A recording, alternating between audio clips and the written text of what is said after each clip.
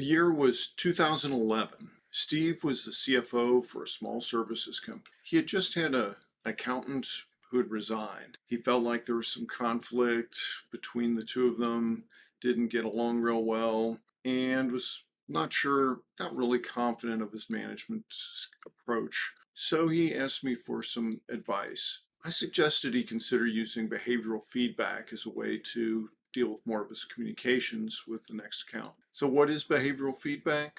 Behavioral feedback, basically you're using a format that's when you do X, then this happens. Y happens. For example, when you get your reports in to me on time, I can get my reports to the boss on time. Pretty straightforward. When this, then that. It's very much about the actions they're taking and the impact of their action. If it's a positive feedback, like you got the reports in on time, then I can get my reports in on time, then usually follow that with something like thank you. If it's a corrective feedback, might be when you don't get into work on time, we can't open the restaurant on a timely basis for the customer. In that case, you'd usually follow it up with something like, can you work on that? Now, what behavioral feedback does is it changes the dynamic from a you versus me to a you're doing this and has that impact. It's more impersonal, if you will. It's less direct conflict.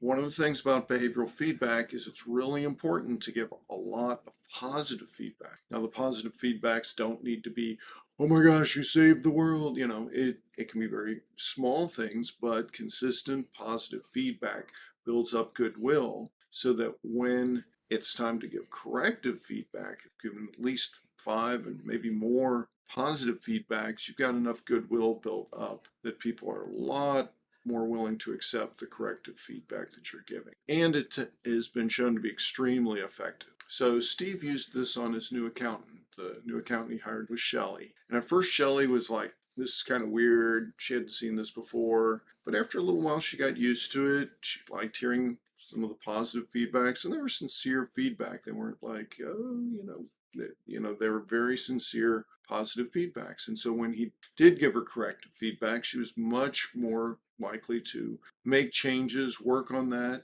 And gradually she did a really great job. Steve was excited. And she even told Steve after a number of months that he was the best boss that she'd ever worked for. So Steve had clearly transformed his management approach. So that's the story. We'll see you next time.